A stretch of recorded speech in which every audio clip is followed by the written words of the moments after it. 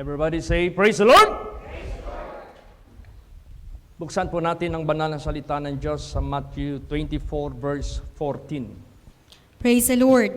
And this gospel of the kingdom shall be preached in all the world for a witness unto all nations, and then shall the end come.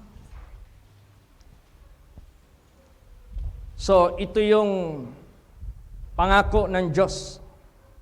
Alang-alang sa kanyang pag-ibig sa lahat, alang-alang sa kanyang awa sa lahat, gusto niya ang bawat isa ay bibigyan ng pagkakataon na maligtas, na makaangkin sa kaharian ng Diyos.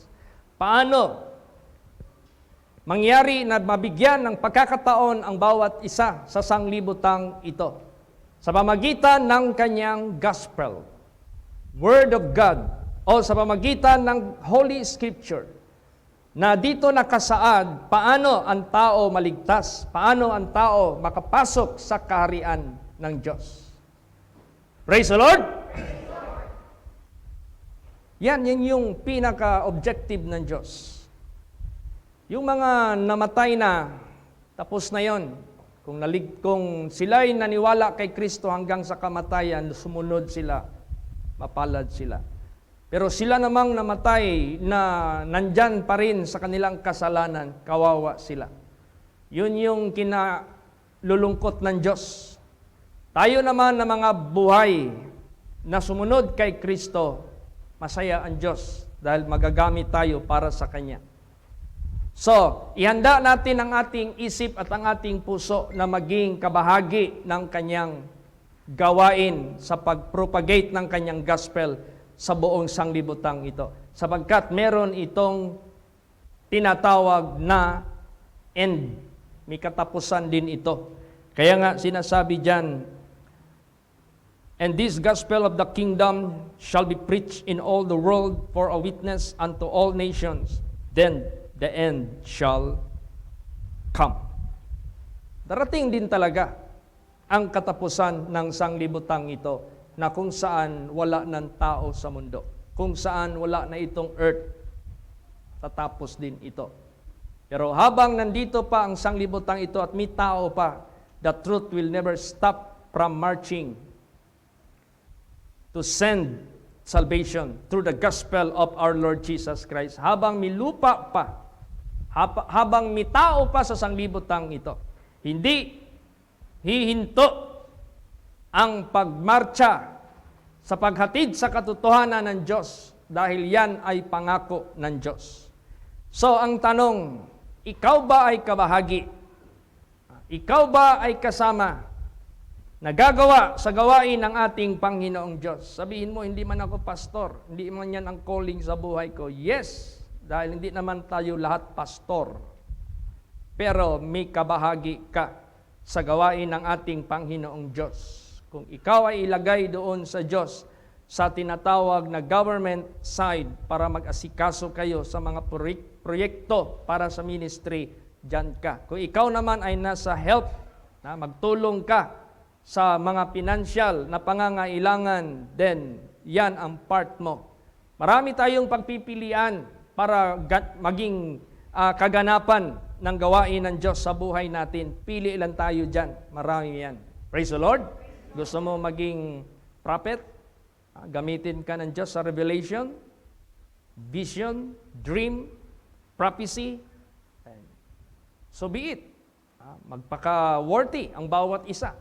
Saan ka man ilalagay ng Diyos, sino man tayo sa gawain ng Diyos, we are equal in the eyes of God. Lahat maglinis. Kaya may tao dito na nagsabi, nung nagtanong na ang Diyos, sino ipapadala niya para mag-spread ng kanyang gospel, ng kanyang kaligtasan, para sa kanyang kaharian. May isang tao dito. Basahin natin. Isaiah 6:8. Praise the Lord.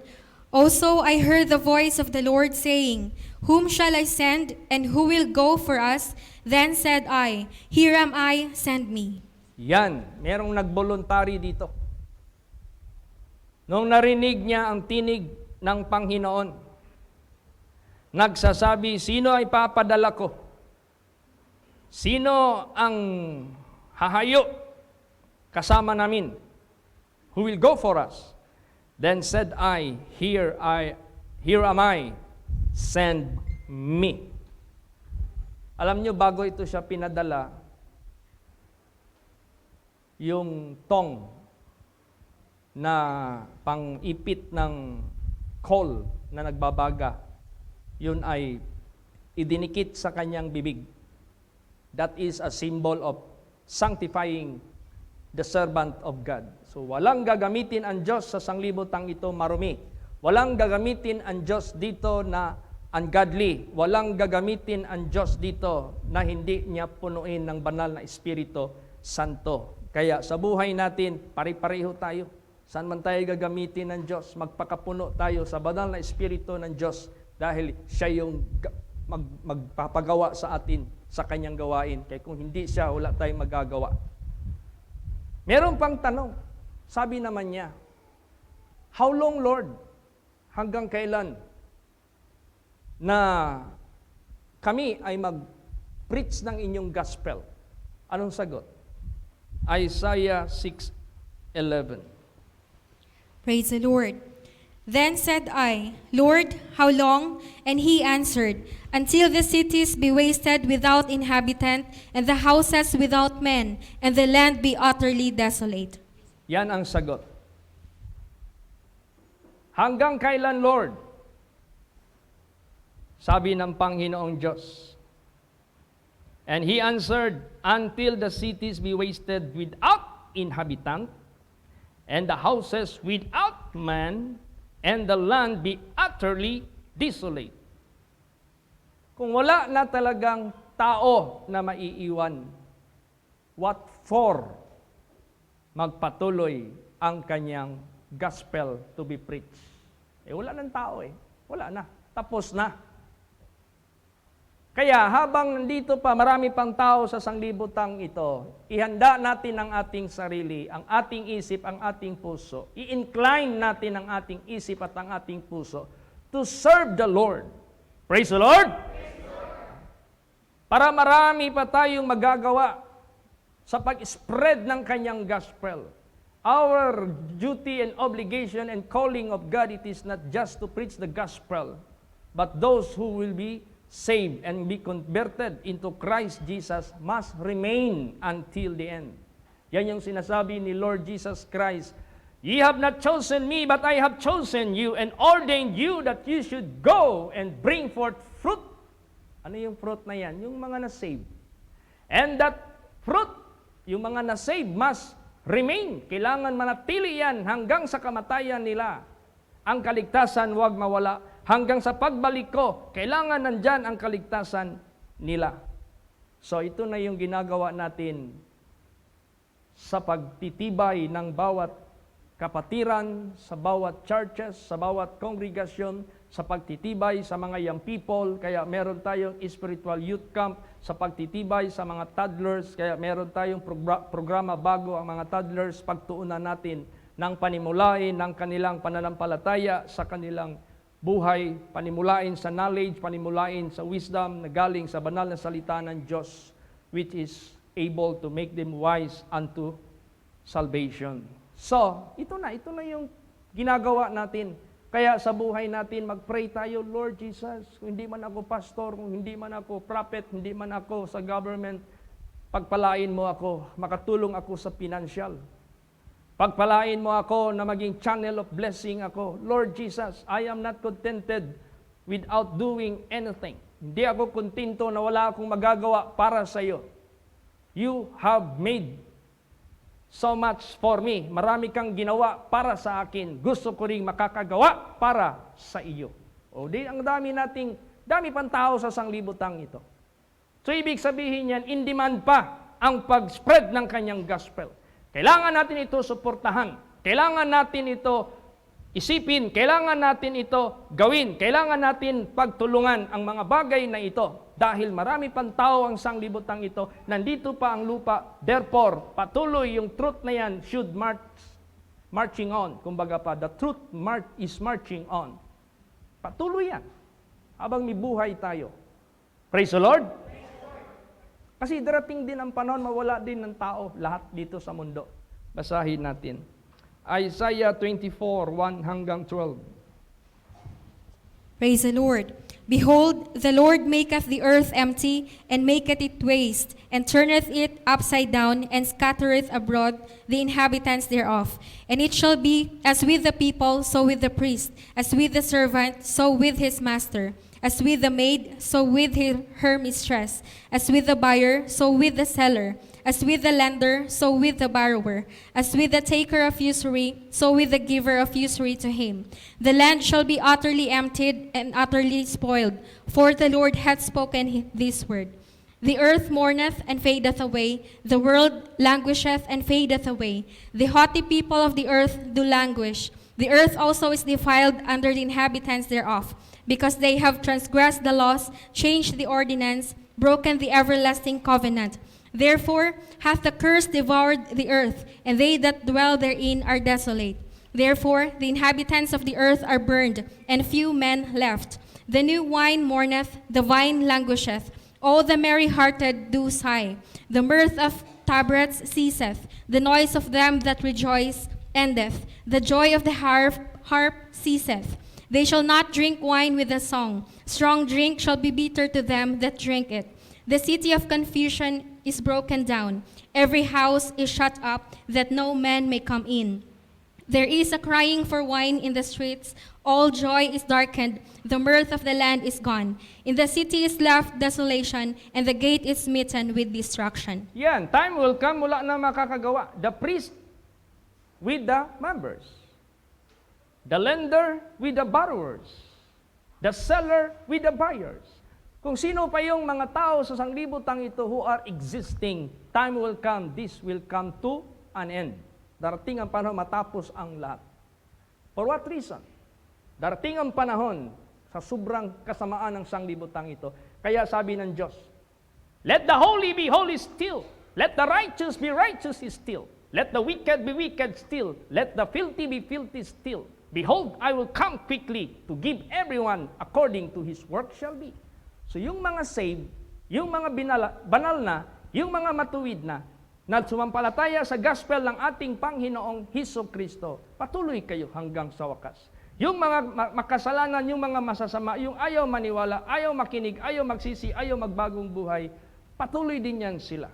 Pero time will come, this will become to an end.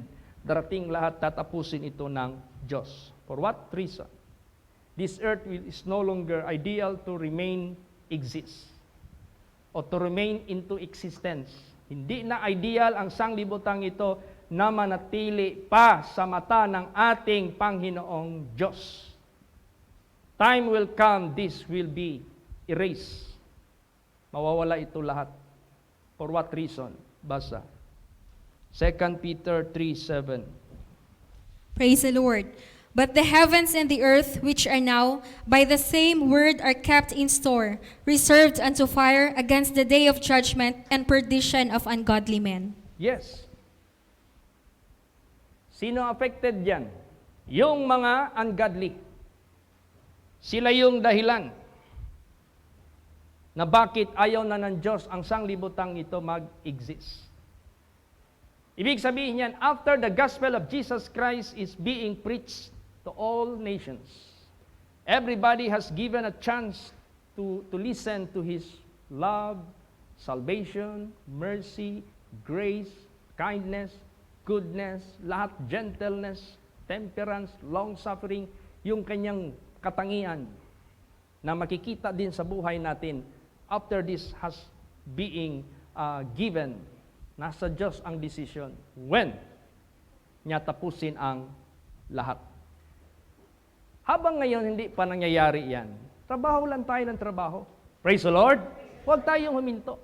Huwag lang tayong mag-isip para sa sarili natin. Huwag lang tayong mag-isip para sa pamilya natin. Huwag lang tayong mag-isip para sa mga apo natin. Isipin din natin ang ibang mga tao. We should have something to be given, to be allotted for the propagation of the gospel, for all the people of the world.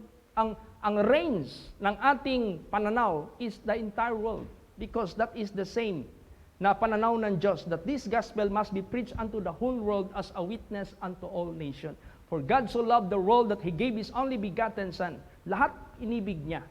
He died for all, once and for all. So kung ano yung pananaw ng Diyos, ganun din ang pananaw natin. Pero hindi naman ibig sabihin, we could make it and do it by ourselves alone. Ma-propagate natin ang gospel sa entire world. Of course, kabahagi lang tayo niyan. Sa laki ng mundo, we are just part of it. But nevertheless, kahit part lang tayo, what is important, we belong to the Lord. Kaya nga sabi nga ni Paul, whether you live or die, you must be of the Lord.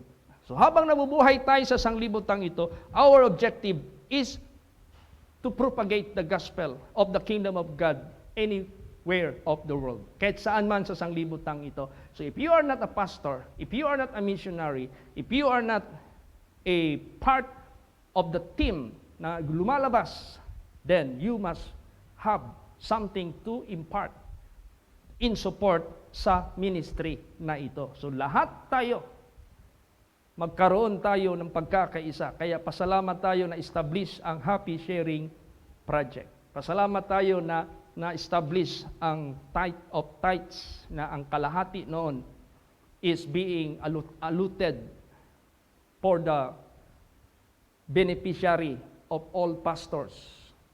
Para kung ano yung mga necessities ng mga pastors, mabigyan nyo ng assistance by that. At ito namang Happy Sharing Project, ano yung nakikita na kailangan suportahan ang mga weak, na mga mahihina, kailangan ng tulong, meron tayong mapadala na tulong. So, hindi manghihina ang ating mga kapatiran dahil merong nagsusuporta. Merong nag-aalalay.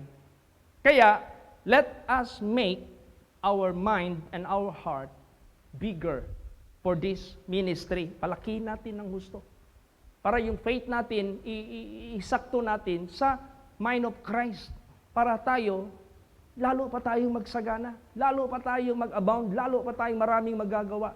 And we will be receiving more blessings, more blessings, more blessings from our God na nagtawag sa atin. Then we will just, kaya nga sabi dyan empty the box and use it for the work of the ministry, and God will refill the box again. Empty the box and use it for the work of the ministry, and the Lord will refill the box again. Yun. I-empty natin, itulong natin. Sige, then i-refill up naman natin. So kayo na mga anak ng Diyos, huwag niyong ilagay sa isip na mahinto yung ating pagsuporta, mahinto. No, habang may tao pa, habang nag-exist pa ang sanglibutang ito, this will never stop. Praise the Lord. Kaya yan ang isipin natin lagi. Ngayon, hindi lang pala tao ang ginagamit ng Diyos to propagate the gospel of God. God Himself sending His angels from heaven to preach the gospel on earth. Kahit ang mga anghel, pinapadala na ng Diyos mula sa langit para mag-preach ng kanyang gospel sa sanglibutang ito. Basahin natin yan. Revelation 14 verse 6. Praise the Lord. And I saw another angel fly in the midst of heaven, having the everlasting gospel to preach unto them that dwell on the earth, and to every nation, and kindred, and tongue, and people. Oh, imagine that. It is not only human being that will be going to spread the gospel, but even angels. I saw another angel fly in the midst of heaven, having the everlasting gospel to preach unto them that dwell on earth, and to every nation, and kindred, and tongue, and people. O, tingnan mo. Because these are the ministering spirits sa gawain ng ating Panginoong Diyos. Kaya tayo, human being, na niligtas ng ating Panginoong Hesukristo, you should have part of the work of the ministry. You must involve yourself. I-involve mo yung sarili mo. Kasi hindi lang tayo niligtas para magsarili sa ating kaligtasan. We ought to lay down also our lives for the others. Ganon ang gusto ng ating Panginoong Diyos. Kaya sa desire ng prayer mo, mag-pray ka, Lord. Narinig ko yung mensahe kanina. If you are not calling me to be one of the pastors to preach the gospel of thy king, thy word, then use me. Bless me. I want to help. I want to give. I want to donate. I want to support the work of the ministry. Kasi pag yung ating happy sharing project, yung ating tithes of tithes na yan, ay lulubo ng lulubo yan. Pag may makita tayo na kailangan i-project natin in support for the propagation of the gospel, example, sending workers abroad, it needs support. Oh. Ano pa? Sending workers to those places that never been preached. Kailangan yan. Di ba si Pablo meron siyang idea? I will not preach to those places which the gospel of Jesus Christ is already preached there. Or else, I am putting up another different foundation. I have to preach the gospel yung hindi pa nabigyan ng word of God. Kaya Paul become a missionary to the Gentiles, which the word of God never been preached yet. Hindi pa na-preach. Kaya nung pumunta siya sa Athens, pumunta siya sa Rome, wala pa nakapag-preach ng word of God. Kaya nagkaroon ng Christians doon. Kaso medyo mix ang nangyari doon, napasukan din ng kaaway. Kasi some of them did not eradicate or abolish some of the idols na nahaluan ng paganism.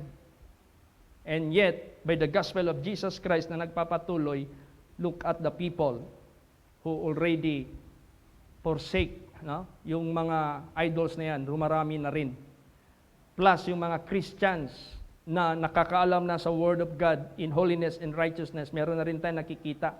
But there are some also who are called Christian, but they become just a professing Christian because they are still worldly, they are still having those ungodliness. Kaya, sasalain pa yan ng ating Panginoong Diyos. Ang Diyos na ang bahala dyan. That is not our job. That is not our business to judge others. That is in the hand of God. Ang atin lang, let us be useful. No? Magpagamit tayo para sa Panginoong Diyos. Praise the Lord. So kung merong angel na ginagamit ang Diyos to preach the gospel to all nations, may tao din. Isa dyan, sino? Basahin natin. Sino sila? 2 Corinthians 3:6. Praise the Lord. Who also hath made us able ministers of the New Testament, not of the letter, but of the Spirit. For the letter killeth, but the Spirit giveth life. Yan. Isa na yan si Pablo.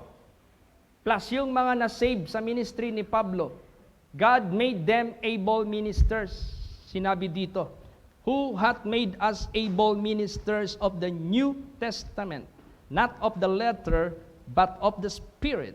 For the letter killeth, but the Spirit giveth life. What do you mean of this? Letter without the Spirit of God, we could say man-made righteousness.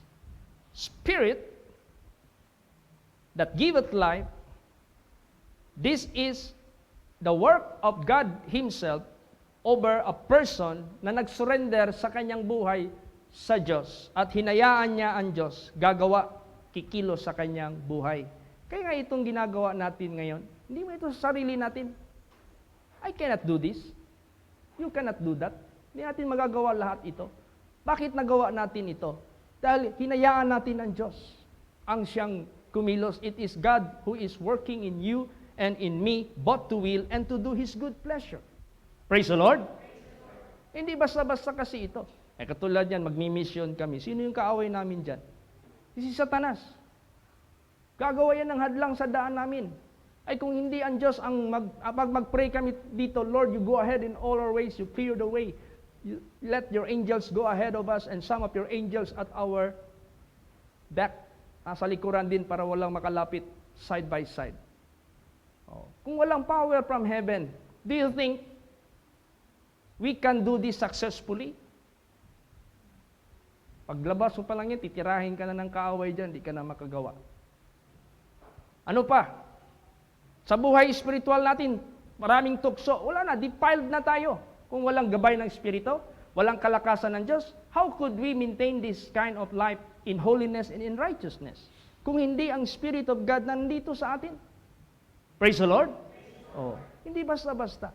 Kaya itong lahat, kapangyarihan ng Diyos. Kaya ginawa naman lang tayo ng Diyos na niligtas. So let us therefore minister. Kasi ang Diyos ang magagawa sa atin niya. Basa pa. Colossians 1:25 hanggang 29. Praise the Lord. Whereof I am made a minister according to the dispensation of God, which is given to me for you, to fulfill the word of God, even the mystery which hath been hid from ages and from generations, but now is made manifest to his saints, to whom God would make known what is the riches of the glory of this mystery among the Gentiles, which is Christ in you, the hope of glory, whom we preach, warning every man, and teaching every man in all wisdom, that we may present every man perfect in Christ Jesus. Whereunto I also labor, striving according to his working, which worketh in me mightily. Yes. You cannot just perform this by your own self. Di mo ni mahimo sa imo lang kaugalingong pamaagi. It got to be by the power of God that is working in you mightily. Hindi yan basta-basta. Ay katulad ngayon, meron tayong happy sharing project. Do you think you can give unless God will give you extras? Do you think you can share as much as that you are doing except the Lord give you the opportunity, the privilege to do that? Kaya kung wala ito, siyempre, tama-tama lang ibibigay ng Diyos sa atin, para lang sa ating sarili, para sa pamilya. Pero dahil naniwala tayo kay Lord Jesus Christ that we will be doing for the work of the ministry abundantly, we pray, we ask, we believe, we receive, and we give. Nagawa natin. Dahil naintindihan natin ang will of God sa buhay natin, why we are here. Praise the Lord. So habang may lupa, habang may tao pa, the propagation of the gospel will never cease, will never stop. Habang may lakas tayo, may buhay tayo, as the Lord bless us, this will never stop. Tuloy-tuloy ito, by the grace of God and by the power of God. Kaya nga sinabi dyan, I am made a minister according to the dispensation of God, which is given to me for you to fulfill the word of God. This is in fulfillment of the Word of God, itong ginagawa natin. This is not our own volition, own power, own wisdom, own will. This is in fulfillment of the Word of God. God made someone a minister to save some para sila rin ang magsunod. Tulad ni Pablo, niligtas siya to be a minister.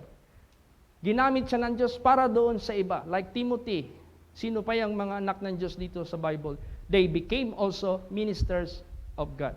So, ganun din sa buhay natin. Kaya, huwag nating hintuan yung puso, yung isip natin to support the work of the ministry. Praise the Lord! Suportahan natin yan. Mag-pray ka talaga ng buong puso. Lord, bless me. Give me more extras so that I could give. For without you, I can do nothing. Nako, sigurado yan. Mapupuno yung ano natin. Mapupuno yung ating lalagyan. And we will empty that again. Pupunuin naman yan. Yaman yung nasa Bible. After the chest is being filled with money given by the congregation, they empty it. Then after being emptied, then they again put before the congregation, then refill na naman. Ito yung buhay natin.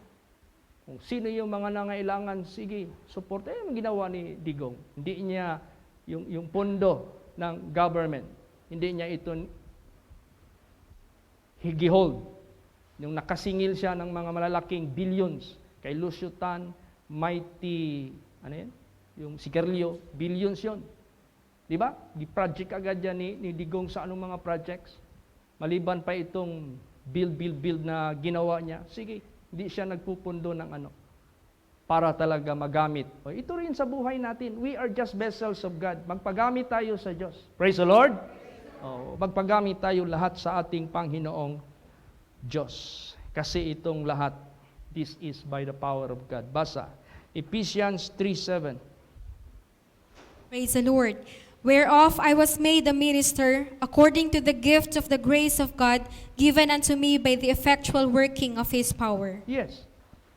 Hindi ito pangkaraniwan. This is not just an ordinary, as a normal. Hindi. This has to be something from the working power of God. Whereof I was made a minister according to the gift of the grace of God given unto me by the effectual working of His power. He is referring the power of God. Praise the Lord. O kaya sa buhay natin, let's believe. Maniwala tayo sa kakayahan ng ating Panginoong Diyos na ma-demonstrate sa buhay natin. Kaya lahat tayo must say, here I am Lord, use me. Here I am Lord, send me. Here I am Lord, count me as one of your servants that will serve you. Ganon. Be clean. Malinis lagi. Para sa ganon, patuloy ang paggamit ng Diyos sa bawat isa. Praise the Lord. Kaya hindi mahinto itong ating gawain na pinagkaloob ng Diyos habang may lupa, habang may mga tao pa sa sanglibutang ito. So the truth must marching on. Tuloy-tuloy ito. Gagawin po natin kung saan tayo gamitin ng Diyos. Be contented. No? Be not overzealous. Meaning to say, huwag mong lampasan ang kalooban ng Diyos. Huwag mong lampasan ang plano ng Diyos. Baka mahulog ka sa self-confident. Masyado ka nang nanalig sa sarili mo. And sometimes, you are already acting as God.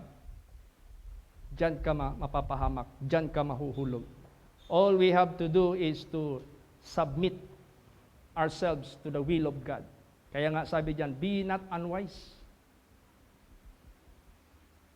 Walk not as fools, but as wise, knowing what is the will of God. Pag sinabing will of God, hindi nanggaling sa atin ang kapangyarihan, ang resources, ang idea, lahat-lahat, ang kapangyarihan, ang katagumpayan, may pinanggalingan yan. May source yan. Praise the Lord. Yun na yung tinuturo ni Pablo. Whereof I was made a minister according to the gift of the grace of God given unto me by the effectual working of His power. Kaya tayong lahat magpagamit sa ating Panginoong Hesus Kristo. Pagamit ka. Paniwalaan mo lang na magamit ka. Huwag kang mag-alinlangan. Huwag kang magdadalawang isip. Sabihin mo lang, Lord, here I am. Use me. Do something, miracle in my life. I will never be the same. Hindi ako maging pareho na disabled. Katulad ni Pablo, naging able minister siya because God changed his life from being blind to see. Being disabled to able minister of God. So, ganoon din sa buhay natin habang may buhay tayo. So, dahil ito pala, then let us abound in the works of the Lord. Yesterday, nagkaroon kami ng conference, mid-year conference ng mga pastors, together with the officers. So, ang napagmitingan namin, isa doon yung June 15 na darating. The possibility of the gathering together among ourselves, especially with the pastors. This coming June 15, sabi ko, 3 months before, we will declare. Kasi meron ng pagbabago yung pandemic, hindi nagaanong ano. Tulad yan, marami na silang binawas. Binawasan nila yung barriers sa mga sasakyan tsaka sa motor. Binawasan nila yung face shield. Ang mga children, meron ng pagkakataon na magkaroon ng face-to-face sa pag-aaral nila. So, malaki na yung pagbabago. Parang narinig ko, wala na atang swab test, yung magsasakay ng eroplano. Yung ano na masyado. So, let's pray for that na makagather tayo. Isa yan. Isa yan ang i-pray po natin. Praise the Lord! at itong suporta sa lahat ng mga gawain ng ministry. Meron pa tayong balance sa natin, happy sharing natin na nakahanda kung ano pa ang mga nakikita. Meron din tayong remaining balance din sa tithes of tithes na 50% from the main na na-offer para sa pangkalahatan. So, let's pray for this, na bibigyan tayo ni Jesus ng guidance, what to do, lalot na we have the burden of the propagation of the gospel of the kingdom of God, sending workers any part of the world. Praise the Lord. Itong Dipolog, sigurado, pagdaan namin dyan from Luzon, i-pray natin na mabigyan talaga sila ng worker doon. At the same time, ma-establish sila doon. Kaya we have so much to do for the work of the ministry. May mga donated na ng mga lupa sa ibang kongregasyon, pero hinihintay pa natin pahinugin yung mga members doon bago sila patayuan ng simbahan. Yes, may lupa. But the question is, pag tayuan natin ng simbahan yan, sino ang magsasamba dyan? Kailangan may sign yan. Pag meron ng mga bilang, ilang pamilya dyan, then praise the Lord, go.